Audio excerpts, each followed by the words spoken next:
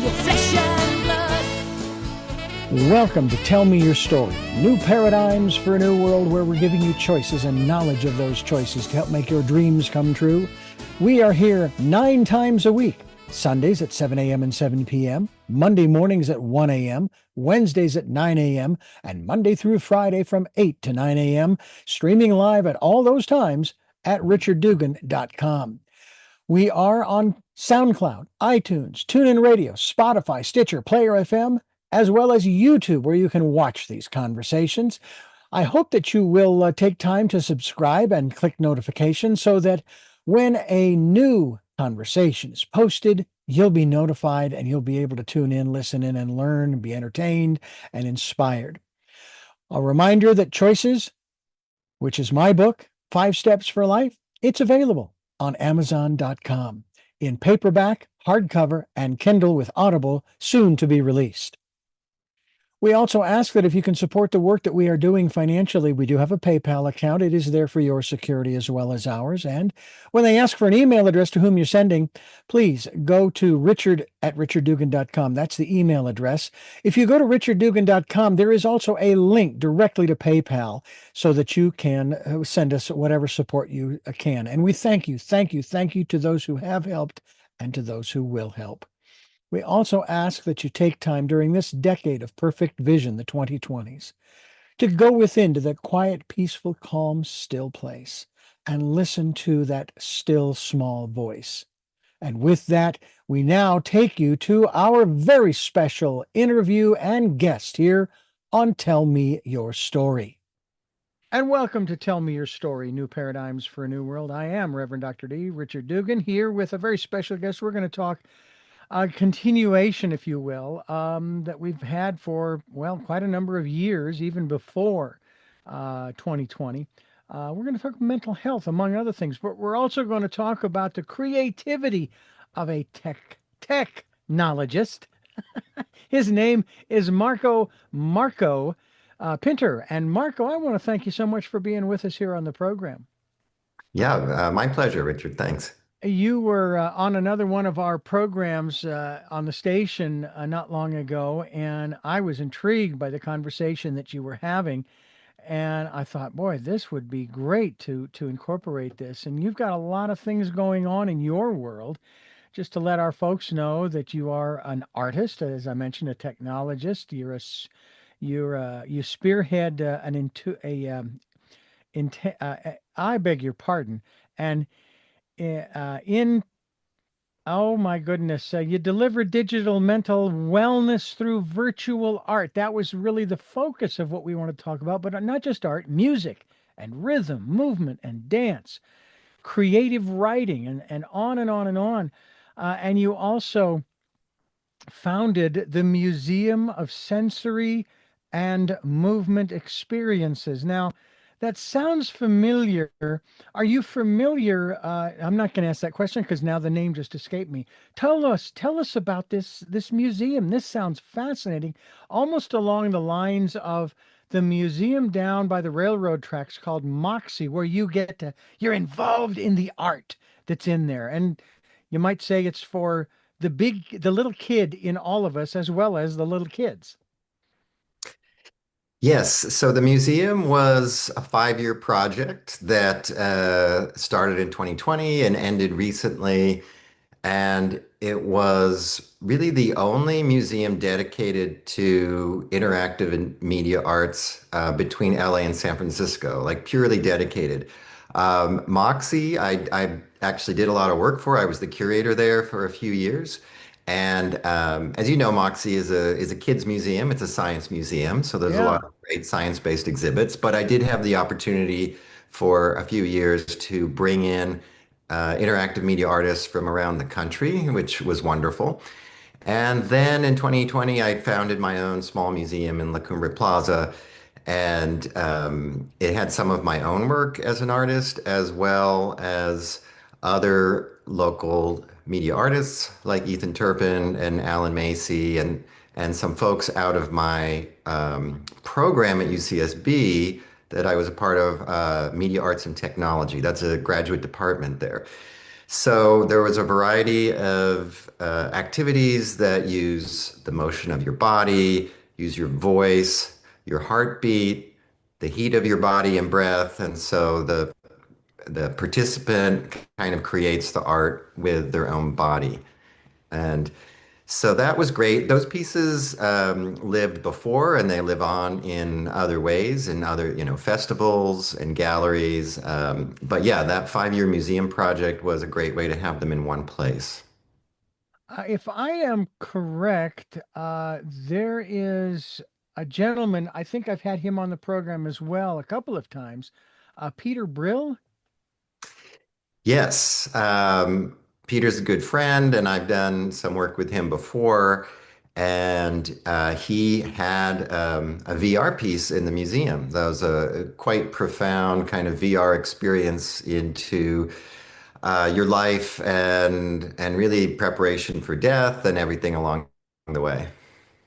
One of the flashes that went through my mind when you were describing this aspect of using the body, especially, the first thing that went to my mind, I was seeing these kids laying out in the snow making snow angels. I, I'm not sure why that was relevant, but it just flashed in my mind. But it's what's interesting is that the beauty of what you're describing is going to be unique as all get out. I mean, because it's just you. It's your work. It's because you are an individual, and that's what's really kind of cool. You're not going to duplicate what somebody else was doing. And and I just think that that's a marvelous thing. Talk to us a little bit about how all of this, and there is a lot. I could sit here for the next 5 minutes reading all of this information that I have in front of me. But how does all of this work together to foster mental health and wellness, which, by the way, is to me one of the greatest positives from what we experienced in 2020 with the lockdown and so forth of COVID. We're talking about it. We're wiping out the stigma because we're all dealing with our own challenges, mental health challenges. But tell us how all of this works to bring us back into balance? Yeah, thanks for asking that. And by the way, I like the snow angel analogy a lot, and I think that's pretty spot on. Um, so the museum, the large scale artwork I do was really what inspired MindClay, which is a web app on your device. And I noticed kind of unexpectedly the some mindfulness benefits people were getting by interacting with that artwork that I or some of the other artists produced. For instance, there was a piece in the museum called Fluid Connections where you um, your arms sort of you see your silhouette. However, your arms start growing extensions that sort of float into space. And I learned that about half of people haven't put their arms over their shoulders in months. But when people are interacting with that piece, regardless of their background, and they see their arms extending into the air, they can't help but start to raise their arms over their head. And they're sort of getting this healing embodied experience despite themselves or without realizing it. And I saw different impacts like that, and I heard stories of people who came in there and they had kind of profound experiences or turned a corner. And meanwhile, so that's my whole art career, but I had a parallel career in digital health, and for many years I worked for a Santa Barbara company called In Touch Health, and they were acquired 5 years ago by Teladoc, which owns BetterHelp. So, many people will probably have Teladoc on their health plan or go to BetterHelp. And so I saw that there was an opportunity for sort of a better and more engaging way to have self-guided mental wellness. And lots of people are familiar with Calm and Headspace and other apps that provide meditation or videos about cognitive-based therapy over an app. And a lot of people drop out of that. Most people, 95% of people within 30 days by some counts, because meditation can be seen as a chore, it can be seen as boring. So my hypothesis was if we use therapeutic art, creative arts therapies, music, movement, writing, that we can keep more people engaged and then really help more people. So that was the premise. And then 2.5 years ago, I founded MindClay. And if you start using it and you've been to the museum, you'll see there are inspirations from the large scale physical artworks into what's available on the web app on your phone or your laptop. And and you mentioned stigma, and um, definitely that's improved for the broad public since COVID. It's true.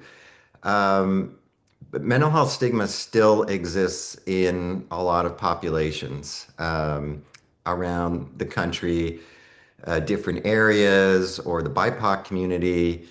And we're in like a bubble here in Southern California that someone might say, "Oh, I went to the gym this morning and saw my therapist this afternoon." And that absolutely does not happen in many parts of the country and many populations. But creative arts therapies have been proven to be a non-threatening portal into mental health for these populations. It doesn't sound like you're seeing a therapist or you're getting mental health treatment. So combating stigma is really a key part of what we're doing. So I think I addressed a lot of different questions there. So there's a long answer to a few questions. Well, I appreciate that. And I myself consider doing these programs, speaking with people such as yourself. This program is my part of my therapy.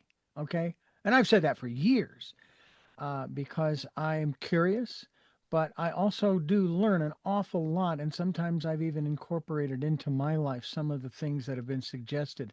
One in particular, one woman that was on the program, and we were talking about a lot of the challenges that we face in our world that we have for years. But even today, I even spoke with someone who said that, yeah, today it's a lot more challenging to get through a day or a week, what have you, than it was 10, 20, 50, 100, 200 years ago. Much more challenging, primarily because of, this is kind of ironic in your case, because of the technology. But now you're taking the technology, you're turning it around, and you're saying, hey, we can actually use this to help ourselves. But one of the comments that was made by this one woman, she actually went by the name of Zen, and she said, when you hit those challenging walls, here's what you say to yourself: this could be the best thing that ever happened to me. And I look back to almost 20 years ago when I lost my job and my wife quit her job. And we're sitting there wondering what we're going to do. And only a few months later, well, guess what? We find ourselves right here in Santa Barbara. And it was the loss of those jobs and then the thought process that came along that propelled us forward. And we're now facing a new challenge in our lives. We have to move from our current residence of 19 plus years because the owners of the property, they want to do something different with it. And so now I have to say constantly, this could be the best thing that ever happened to us, setting aside all of the news and the statistics and all of that stuff about it's the most expensive state, the most expensive city. It's like, give me a break. I've been living here for 19 years and I've been doing just fine. I'm not a wealthy person. Don't get me wrong. We're not well to do per se, but we're doing well. All right. And I find that interesting in that regard that you're taking the technology that a lot of people are criticized. I mean, now there's AI. Do you incorporate AI into any of the work that you're doing? I do. And Richard, you bring up a few topics actually I'd like to hit. Please. And oh, yeah. So before I forget, let's see. One of them is things that seem challenging that can turn around and bring up new opportunities. One is technology itself, which can create opportunities and solve problems, but also, create stress. And then using AI. Let me hit those. Um, so I'm pretty personally very interested in and passionate about this idea of things that seem like something bad has happened to your life and what can happen out of those. And I look at those in my own life, and I've actually written about those on my personal social media. Like within a week span when I was in Indonesia a couple years ago. It was a very hot day, and I was downtown in this town of Ubud, and I really needed just a ride back to my hotel. And they have an app there. It's called Grab. It's like their Uber, and maybe a little less reliable. And I tried to get my Grab driver. He never showed up. I tried again. Like, oh my God, I just need to walk back to the hotel. How far is it? Well, it was a 25-minute walk. Okay, that's not bad. It was a route I didn't seem right because it wasn't on the normal road. So I was required to take that because of my circumstance. And it took me on this kind of cycling and walking route by some beautiful areas where I would never have seen if the driver showed up. Hmm. So that was really a great opportunity and experience that I wouldn't have had if, quote, things had gone right.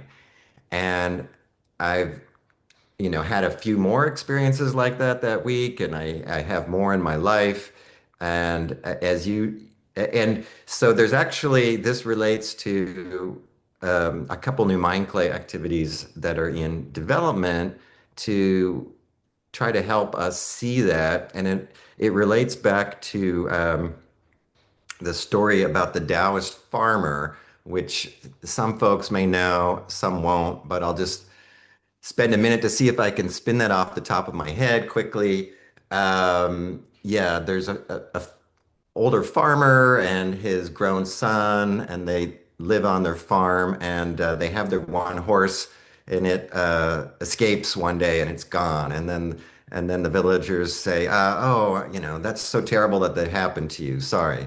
But then the next day, the horse returns with a bunch of wild horses that it had found on the plains, and now they have several horses. And people say, "Oh, that's wonderful." And I forgot to say, the first time when they said it was bad, the Taoist farmer says, "We'll see." Then they say, "That's so wonderful." He says, "We'll see."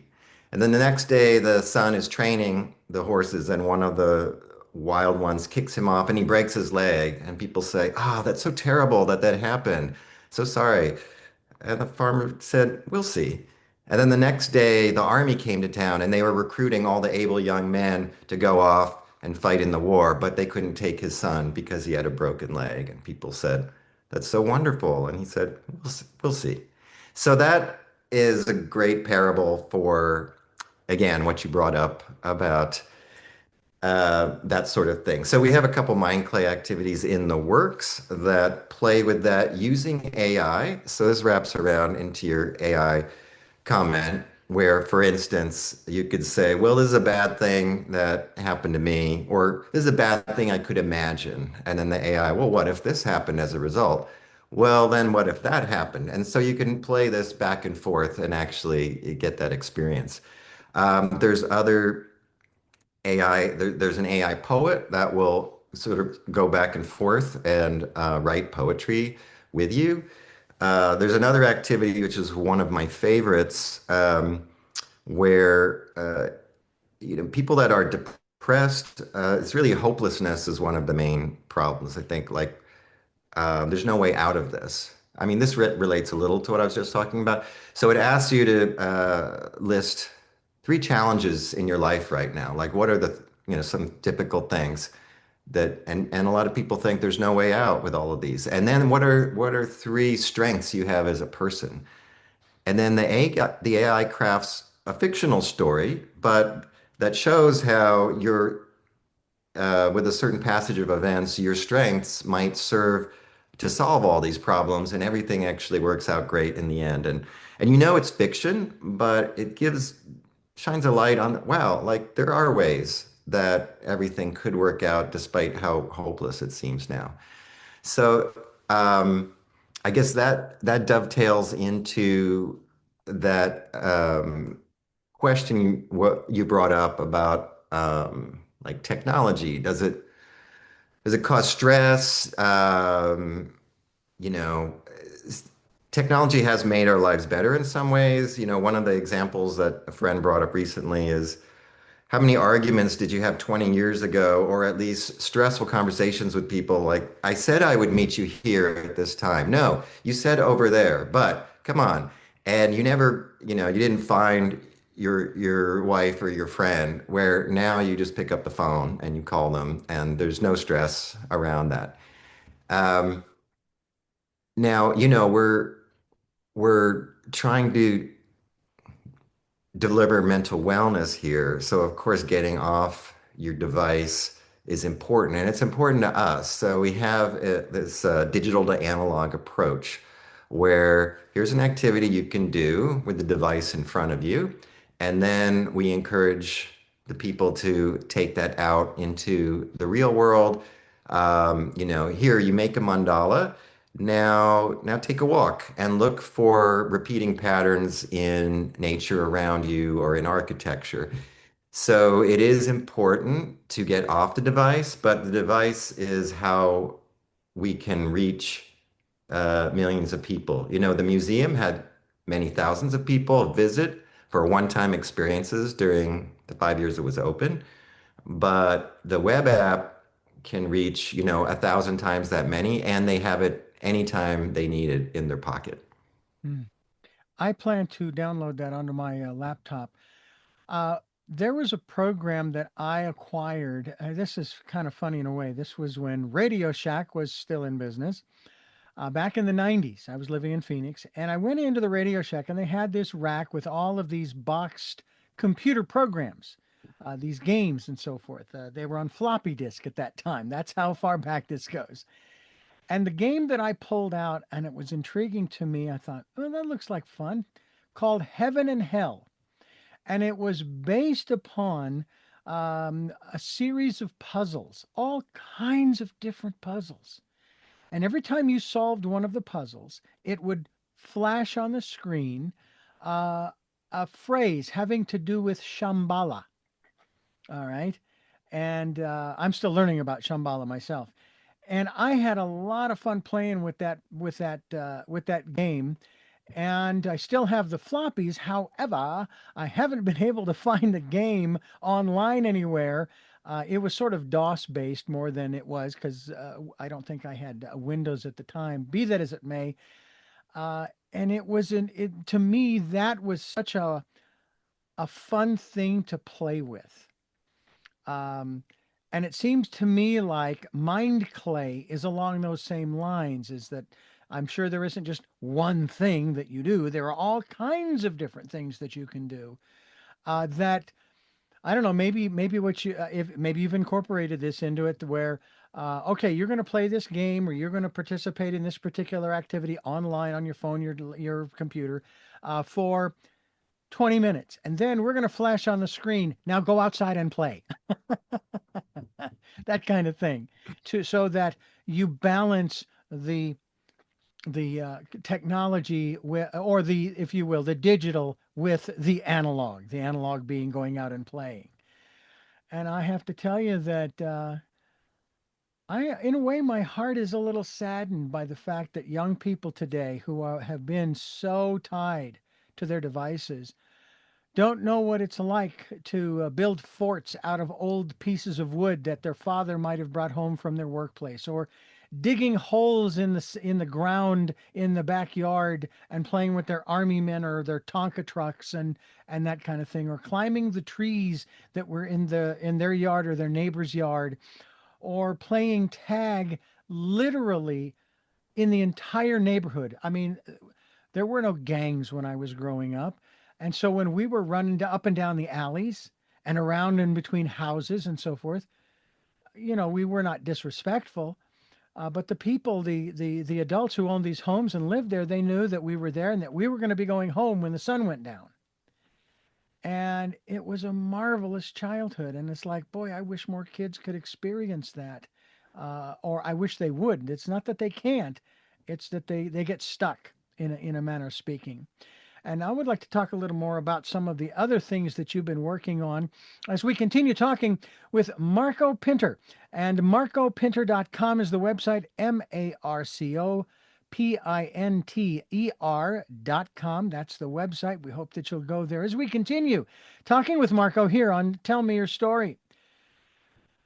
The fact that you, Marco Pinter, have created these incredible opportunities for people, not only to have new experiences, but in the process, for example, with MindClay, to, I suppose, to de-stress at some level.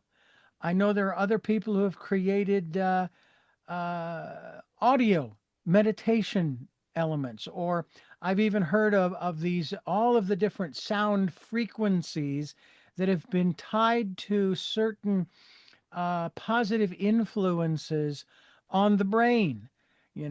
Sometimes you listen to them when you go to sleep.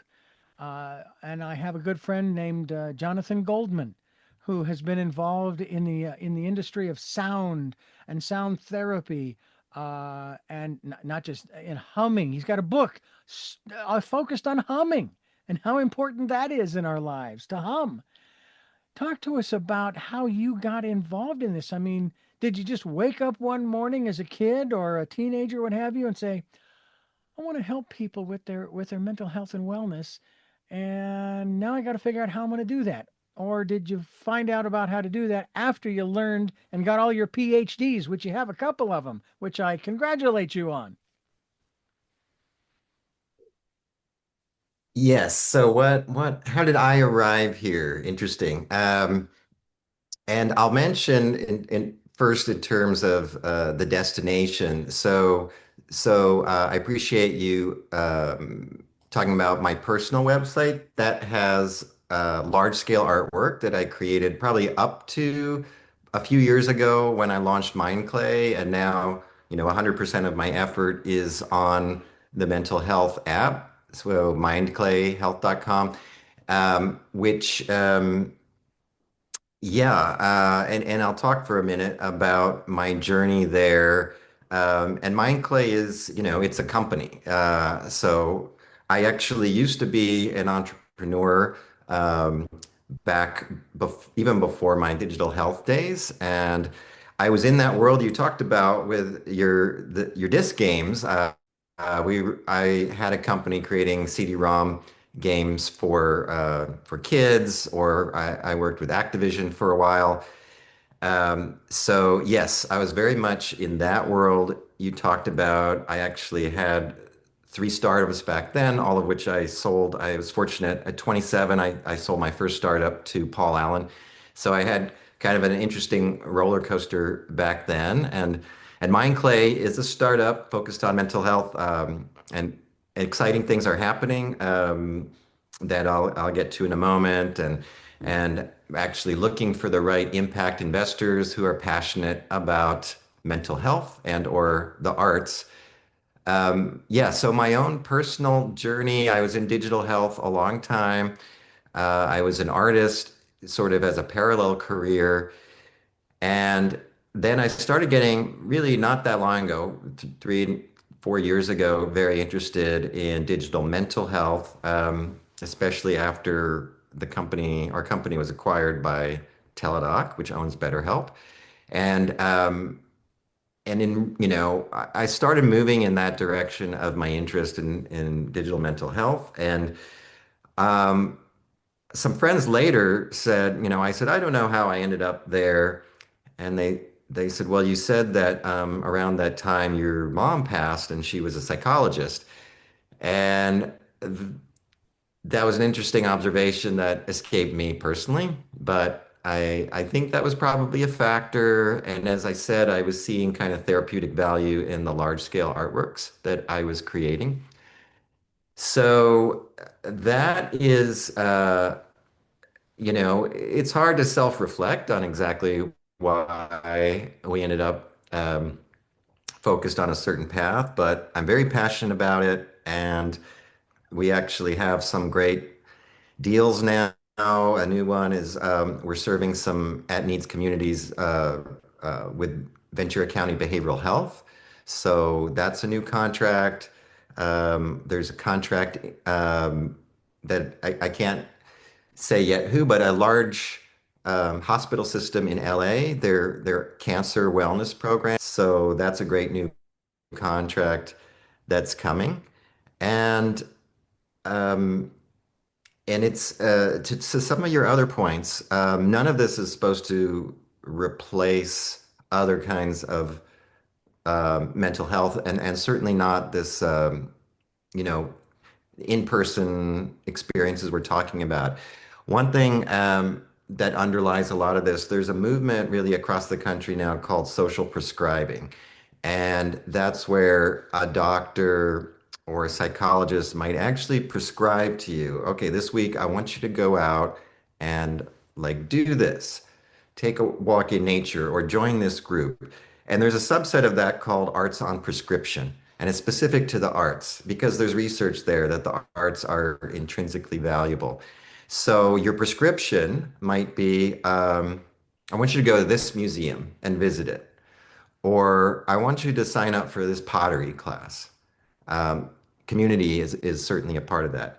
So you're getting your therapy or your health visits, and it's you're getting this art added to it. And we're big believers in arts on prescription. But to one of your points earlier, there's a different twist with MindClay in that it's actually grounded in creative arts therapies. We music therapists, art therapists, dance movement therapists. So it's not just like, hey, go and make a drawing, listen to this music. We set an intention at the beginning of each activity of something to think about. For a writing activity, it might even be something difficult or challenge you're facing. Then you do the activity, and then there's an integration page at the end, like what happened with you during this, and that's where we can also set an intention to take that experience outside or have it be something you think about when a challenge comes up to you next during your week. So the arts are intrinsically valuable for our mental health at one level, and in addition, we're grounded at the next level in actual creative arts therapy. Hmm. To me, it's incredible what you've created, and you've created a lot. I mean, it's not one thing here.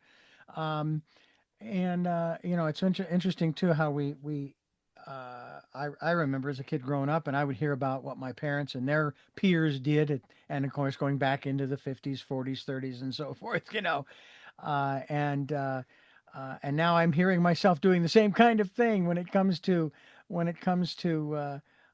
all of this technology, as we call it. I even heard someone make the reference to the cavemen, and rocks and spears were, and they used this term. They used that was their technology, and it's hard for me to put that Hmm. word to those things when when I put technology, I'm thinking of electronics and electrical devices and so forth. But I guess it all depends upon your definition too.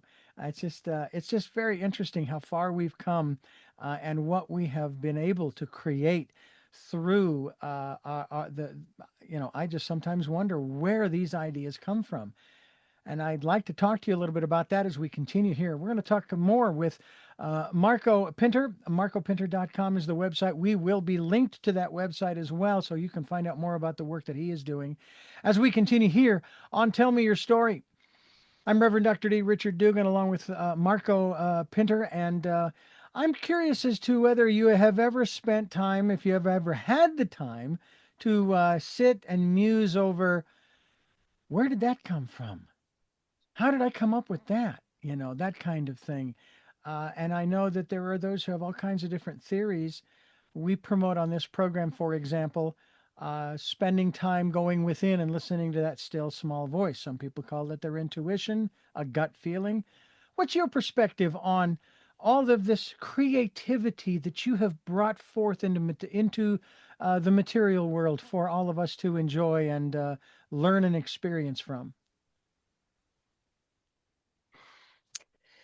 In my time as an artist, doing larger scale works, which I mentioned mostly up to a few years ago when I launched MindClay.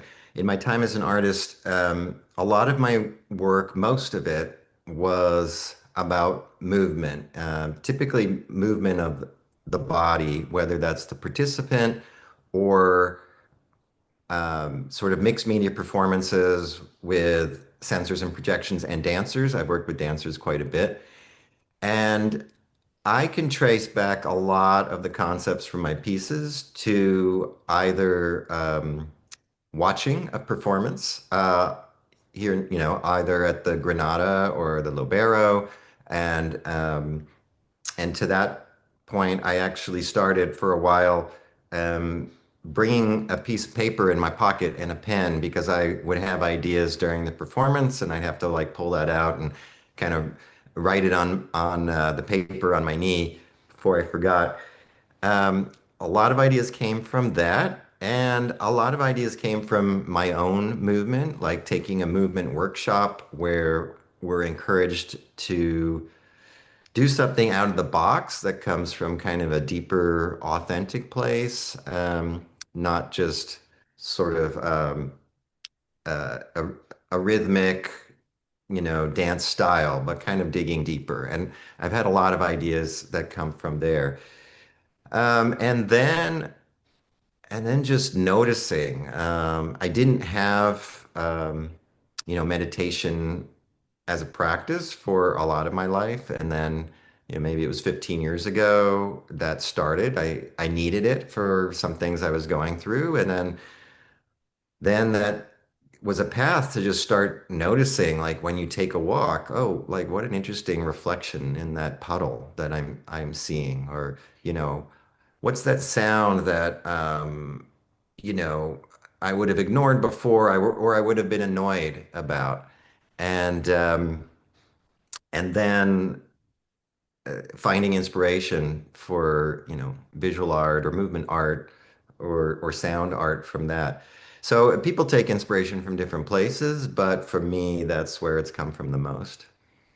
I know that a lot of folks adults, they will embark on, will say something that they used to do as a kid, a child, and they didn't get paid for it as a child. They just enjoyed it. They had a blast doing it. And all of a sudden, as an adult, they're there doing it and going, I remember doing this as a kid. I had so much fun doing it. And now I'm doing it as an adult. I think especially of people in sports, baseball, my favorite sport that I love to watch. They're playing a kid's game. Now, I wish they wouldn't get so wound up in it, but hey, you're passionate and so forth about what you're doing. So, go for it. Just don't hurt yourself or someone else. But they're out there playing a kid's game, having a blast. And I've seen some plays where you would think that, for example, the batter gets hit by a pitch, right? And I've seen some batters. One guy got hit by the pitch. I bet it still hurt, but he fell to the ground on his back, just laying there laughing. I mean, and I've seen smiles on players' faces when a play doesn't go quite the way you wanted it to, but they recognize the fact that they get to play at the job, if you will, the work that they're doing is play. Have you ever kind of had that aha moment as an adult that, oh yeah, I remember doing this as a kid? Yes, I think, you know, we give up a lot when we become adults, and I think kids have more mindfulness in a lot of ways. An exercise that, some folks will know because it's somewhat well known is when you need a break, maybe from some anxiety, it's 5, 4, 3, 2, 1. So notice 5 things you can see right now, 4 things you can touch, 3 things you can hear, 2 things you can smell, and 1 thing you can taste. And it's an incredibly grounding exercise. In fact, that's why it's used a lot and promoted. Um, and I tend to do that when I'm on a walk. And I discovered through that process, maybe a couple years ago, that so I find so how do you touch when you're on a walk, right? If you're going along the sidewalk and you have neighbors' houses around and their properties. But I started touching like different kinds of leaves. And then sometimes I would be surprised, like, oh, that plant, like it looks like that leaf would be hard and crisp, but actually it's soft and it's fuzzy underneath. And I've seen this plant, 1,000 times, but I never knew it felt like that. And little kids, for better or worse, are touching everything and putting it in their mouths, like really little Yeah. kids. Yeah. And they know more than us how things feel, not just how they look. So that's something we lost and something, I try to get back in different ways. And in my own personal dance practice, I'm always, I catch myself if I'm doing something repetitive or if it's a pattern and just try to do something different and completely unusual, which is what kids are doing. And doing things outside your comfort zone has also been proven to be very therapeutic. I know that parents can have a great influence. Some parents, of course, will want their children to go into a particular profession, doctor, lawyer, etc., etc. And the kid is like, okay, and there's money in there, kid. And that's the direction you ought to go so you can build up a good portfolio and so on and so on. Then there are other parents who will encourage their children to go in the direction that the child wants to go, notwithstanding the need, I think, for the basics of reading and writing and arithmetic, which are not the 3 R's, ladies and gentlemen. I've always been perplexed by that myself. Some of these untruths, so to speak. Nonetheless, because one of the things that I do love too is that they're starting once again to teach kids in school how to write in cursive or longhand, if you will, which I think is great. And there in London. I was talking with a Swami not long ago, well, many years ago, part of a branch off of Paramahansa Yogananda's teachings. He's telling me that they are teaching kids in England Sanskrit, not for the purposes of resurrecting the language, but because it has a way of sort of rewiring the brain, the synapses and so forth.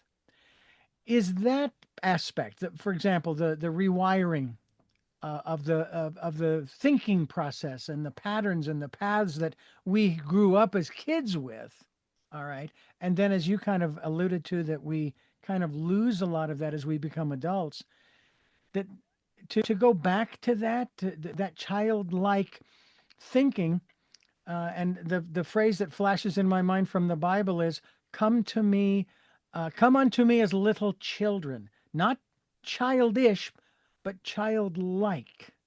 What are your thoughts in that regard in terms of, as now we're adults and remembering and maybe rewriting those synapses, that neural net, if you will, back to that imagination that we had as children that you have tapped into that has created all of this wonderful stuff?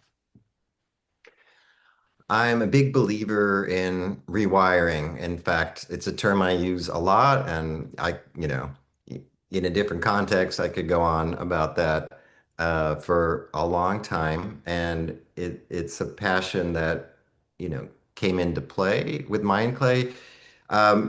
You're talking about what the scientists will call neuroplasticity Hmm. and Hmm. some of that. And in fact, that is part of the origin of the name MindClay, right? Um, Clay is obviously an art form, pottery, but it's also, suggesting how our brain is moldable. And that comes in different ways. I think rewiring is, yeah, it's still very much researched right now. There's some incredible work that's been done that's been found by accident. EMDR was sort of found by accident by the woman who kind of invented that while she was on a walk. There's this amazing work about permanently healing amputees phantom limb syndrome by creating a setup with mirrors and just having an afternoon of visual therapy. These are like visual sensory experiences that are rewiring people. There's psychedelic assisted therapy, ketamine therapy and other substances that are rewiring. They're not something someone has to do over and over again. There's like a certain set of sessions. And I'm I'm passionate about having some more of those accidents and finding new things. And I think we had one with MindClay. It's kind of my favorite. It's called the Zen board. And basically you're painting with your finger on the screen, and it looks kind of like a Japanese script the way it's writing. And then it's always fading away over time. It's about impermanence. And so the intention is um, if you're feeling something stressful, like like draw how you're feeling, and you might even write the word stressed. And then just look at what you just did and watch it, and you see it fade away. And it turns out it's not just like an intellectual prompt. When I actually did it, and this was completely unexpected, something happens when you physically interact in that way. You've drawn your stress that way, and then you see it fade away in front of your eyes. There's something deeper happening there, perhaps a rewiring. So I'm hoping to maybe accidentally find more of those rewiring opportunities.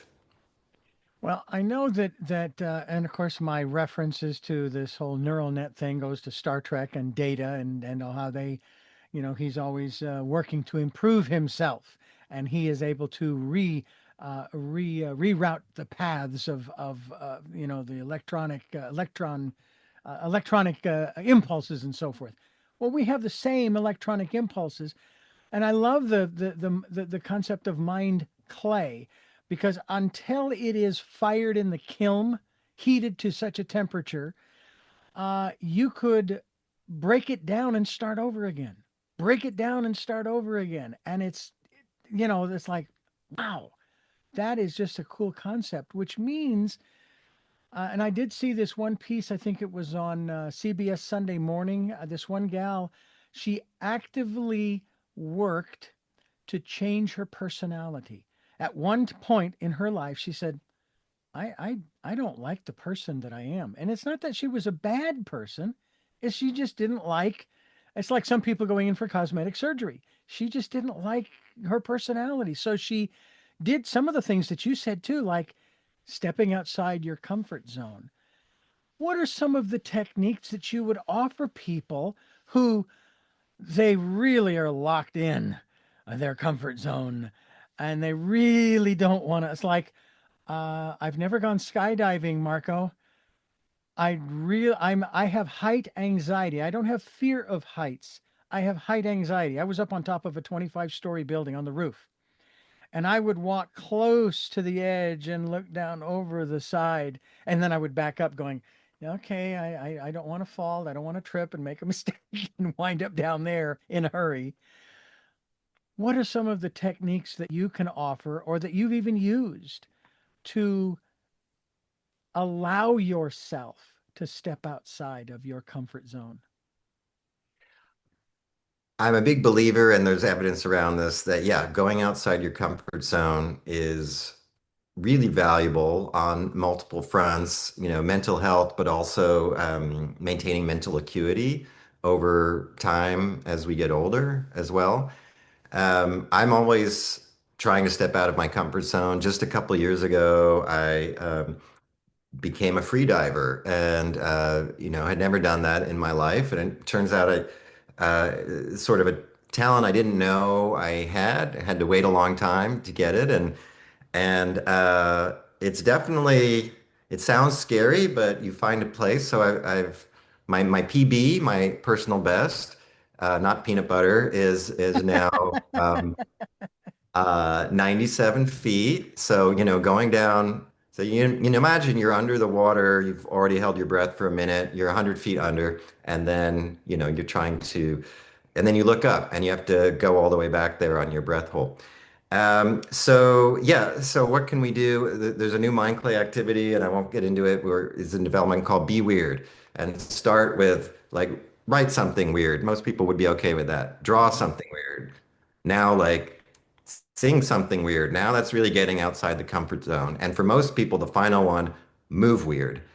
That's tough and it can be very healing. Mm. So, completely with you on moving outside the comfort zone.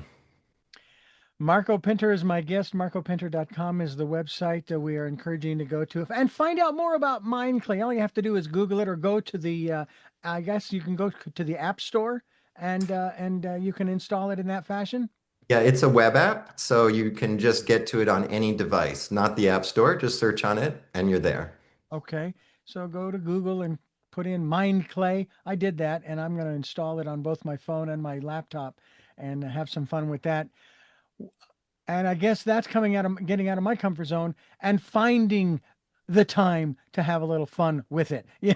Yes. A lot of times that's one of the phrases you'll hear often of people who are so focused, they've got so much on their plate. They go, I just can't find the time. Well, actually, you can. And I'm guessing that you can spend as little or as much time on MindClay as you want. It's not like it's something that's going to absorb you like some people with Facebook and Twitter and Instagram, and the list goes on. This is something that it's easy to put down, and you look forward to picking it up again, I'm sure. Yes, it's there when you need it, when you want, you experience some anxiety, or you just want some kind of mindful play. And to your point, do you have the time? I think you'd be surprised once you have a little mindful experience, how much more efficient you are in the rest of your day. And actually, you've probably created some time for yourself. Ooh, now that encourages me even more. I consider myself to be a very efficient person. I try to set up all kinds of protocols and systems and so forth. And if this even if would that would help me even more, I'm all for it. That means that I free up that time to have a little fun with Mind Clay. And we will have a little bit more fun with Marco Pinter as we continue here on Tell Me Your Story. Marco, this has been a fascinating conversation, and I would love for us to continue it and even go down that one road you talked about. You'd need a whole lot more time when it came to neuroplasticity. I'd love to have you back on the program to discuss that, as well as the continuation of the conversation regarding institutions. Matter of fact, maybe we can just touch on that real quickly. Institutions that can benefit from this work and from MindClay. Talk to us about that. Sure, we're just getting our first uh, institutional customers, like this cancer wellness program at a hospital system in LA.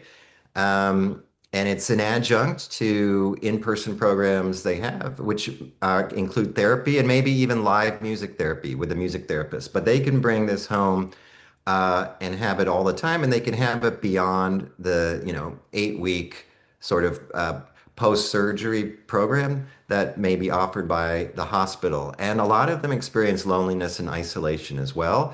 And MindClay has community components like the mandala of mandalas. So you can make your mandala and then you see sort of a tapestry of others from around the world. You could put yours in there. You can, if you want, label something about how you were feeling or what it did for you. And then you can see what other people created from around the world to create this tapestry. with you. So yes, hospital systems, employee, universities. We were just talking to a university system yesterday about offering it to students and staff. It's since it's fun and it's therapeutic, it's ultimately helps more people than something like a meditation app, which, most people drop out of because it's just too hard or boring for them. So, like, maybe the benefits are equivalent. I'm a big believer in meditation, actually. But if 95% of the people are dropping out of the meditation app you're providing to your staff or members, but many more of the people stay in MindClay, you're helping a lot more of your pop.